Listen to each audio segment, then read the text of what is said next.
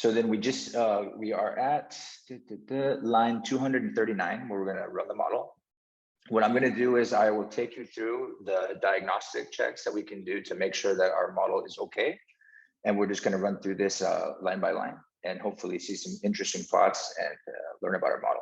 I will point out in line 246, there's a function here that's assigning the cores. And what this does basically is check how many cores your computer has and then run that. You might not have this package installed. I think it really is irrelevant. I probably should just take that out, but I didn't realize it was there. If you have more cores than you have chains, as Stefano said, it's just going to run it with 4, however many cores you have. So it's not important. So if you run this, you should be able to just click on the M1 full object, right? If I send that to the console, it will give me a printout of the model, like so, like we have been seeing in other sessions, which apparently is too big now. We're not going to focus on the output of the model yet.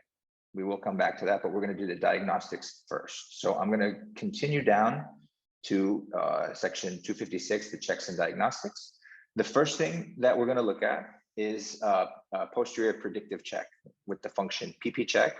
What this does is it's going to sample data from the generative model that we just ran, that we just fit, and then we're going to compare it with our real data. So I will just send this to the console. And let me zoom in here. I use the argument for number of samples as 200. So it's going to be 200 samples of data. I'll quick zoom to see it bigger. And when you see this, you'll recall that the light blue lines are samples of iterations that are sampled from your generative model. And then the black line, dark line, is our actual data set. So what you want to look for is that the blue lines overlap with the black line, or the black line sits on top of the blue lines. And that is usually taken as an indication of your model actually it's able to sample data that are similar to the data that you already have. So in this case, it looks pretty good. You can see that it's, Timo makes a good point. This may not be the best default for looking at a Bernoulli distributed outcome variable, where you can see it on the 2 extremes. Timo, do you know what I have to put into the function to change it to a CDF? I don't remember. There's a way to change it. I don't recall exactly what it is. If either of you know, just shout out. But in any case, it applies the same no matter what you're doing. The dark line should be sitting more or less on top of the blue lines, which are samples from the generative model. So in this case, it looks like everything is pretty good. Doesn't look like there's anything crazy going on. The next thing that we talked about when we were looking at model diagnostics were trace plots. You recall that this is the case where we see the hairy caterpillar. So I'm going to show you one way to do that. You can actually just use the plot function on the model object, and it'll pop one out for us.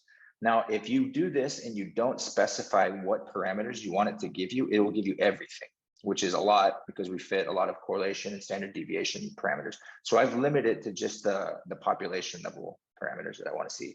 And again, I'll use zoom so I can bring this up nice and big. And what we get from the plot function then is on the right-hand side, we have the trace plots. And then on the left-hand side, we can see the posterior distribution for each parameter that we fit. Now, when I look at this, what I'm looking for, as I just mentioned, is the hairy caterpillar. I'll look from left to right. And again, these are the 4 chains laid on top of each other. And I don't see in any case where one's maybe really a lot higher than the other ones for a long amount of time or anything like that. So these actually look like chains that have mixed well, healthy chains. I would say that the model probably didn't have any issues. I can also start looking at, for example, the distributions for the parameters that we fit and kind of getting an idea of what these distributions look like. I actually really like doing that at this point as well, because it's one way of emphasizing that it's an entire distribution of values and not just a point estimate, which is what you would be looking at if you just went straight to a model summary. So this is probably a good thing to look at as well. I will show you also what happens if you don't set the par function. Let me make this a bit smaller and I'll put it off to the side. For example, if I delete this, and you'll just see how many parameters the model actually fits. Make this a bit bigger. My computer sounds like it's going to fly away right now. It's doing a lot of things at once. All right, you'll notice right here at the top of my console, it says hit return to see the next plot. So it gave me basically what I just saw before, but now I'm starting to get into the standard deviation parameters as well. If I hit enter, This will change very slowly. Now I'm looking at all the standard deviations. For example, we can see that they're centered around 0 and then screwed off to the right. I'll have to hit enter again because there's even more.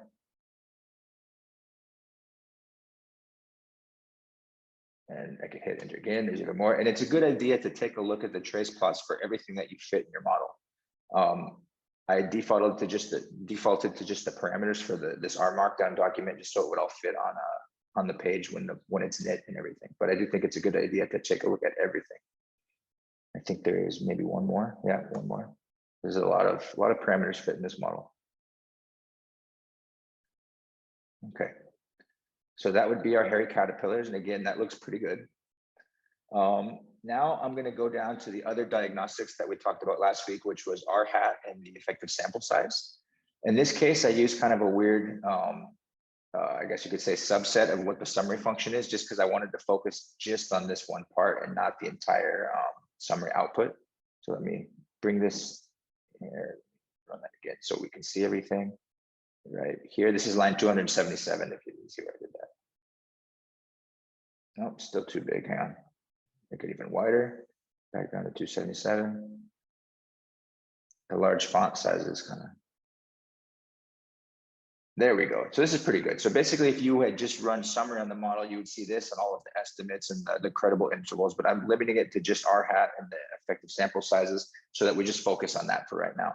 So you will recall that the stand documentation suggests that R hat should be less than 1.01. So I can take a look, and that is the case for all of the population level parameters that I fit. And that for the effective sample size, you want to have 100 times the number of chains that you have. In our case, we have four chains again. So times 100, that would be 400 effective samples. And we can see that we're above that in all 4 of the cases here as well. So given the 3 things that we've just looked at, I would say this is pretty solid evidence that we have a model that seems to have converged well. And I wouldn't be too concerned about interpreting the output from this, which we would be ready to do. Unless there are any questions, Stefano now is going to talk about a sensitivity analysis for model diagnostics. Correct, Stefano? Yep.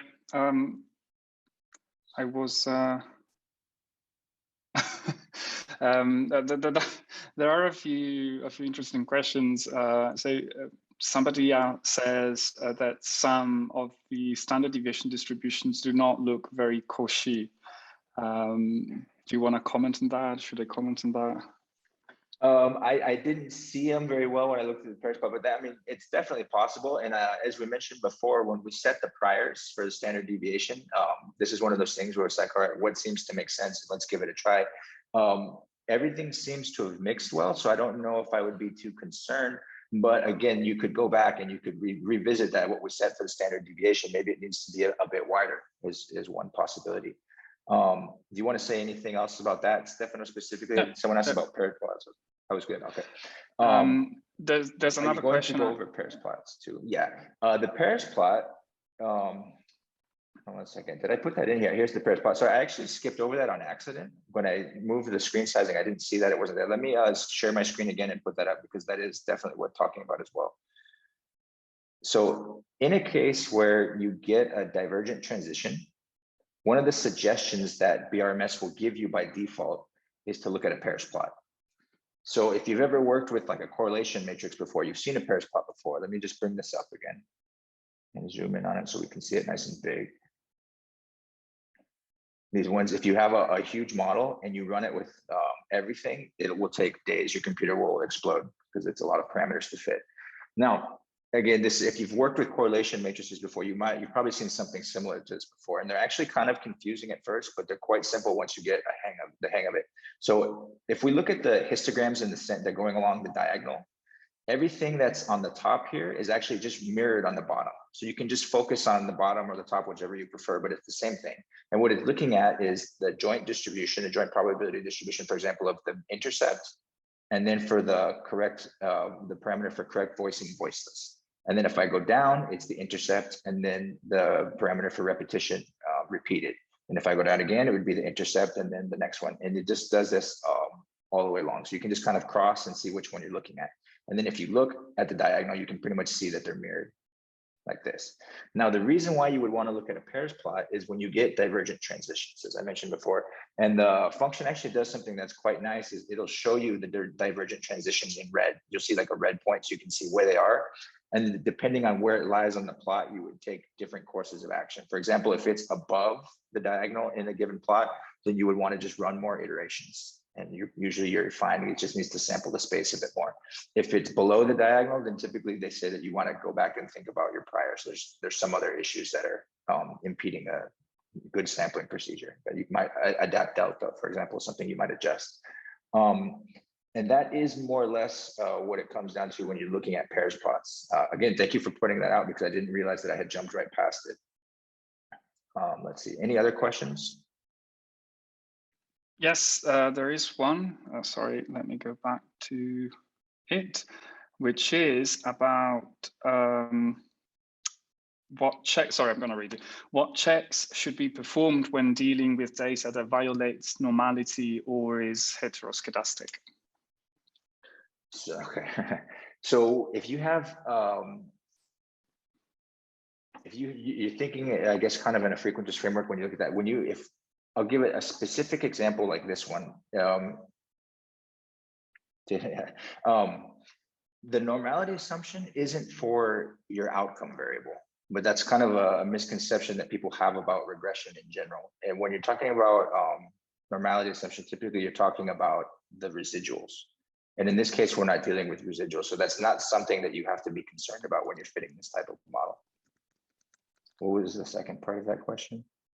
I'm really bad at remembering questions. Was heteroscedasticity. Yeah, you don't have to worry about that in the same way in this framework. So if you did have a case where, like, if you fit a frequentist model and you looked at the residuals and they were heteroscedastic, or however you say that, it's probably the case that you need to think about a different likelihood for your outcome variable. But obviously in this framework, that's like completely part of how you model it. So it's, you don't have the same set of problems. If I can just add to that, like, in fact, I had a hard time thinking of something that follows a normal distribution. Like, sorry, I didn't say that right. I was thinking of measurements that, as phoneticians and phonologists we work with, or speech scientists, and I couldn't really think of something that is truly Gaussian. And in fact, it's even in nature, it's interesting because it's called the normal distribution because allegedly is the distribution that is the most common, but even in nature, the normal distribution is not that normal, is not that common. And there are other measurements that are assumed to be normal or that approximate normality, but the generating process is not it's not the same as with Gaussian, right? And basically the data that follow a Gaussian distribution is data that are generated by random events where you have random errors around the true value, basically. And that's not the case in most of the things we look at. For example, segment speech units durations are not normally distributed. They're always log normal distributed. There are a few papers that specifically looked at that. Somebody was asking about this in Slack. For example, for F0, I couldn't find any specific work on the, trying to fit different probability distributions on F0 data to see what is the underlying generative process of F0 values, for example. So this is, this is very interesting. I really hope that, if not me, somebody will have the time to focus on this, because I think it's very exciting. You really understand where these values actually come from in terms of, like what are even the cognitive processes behind them.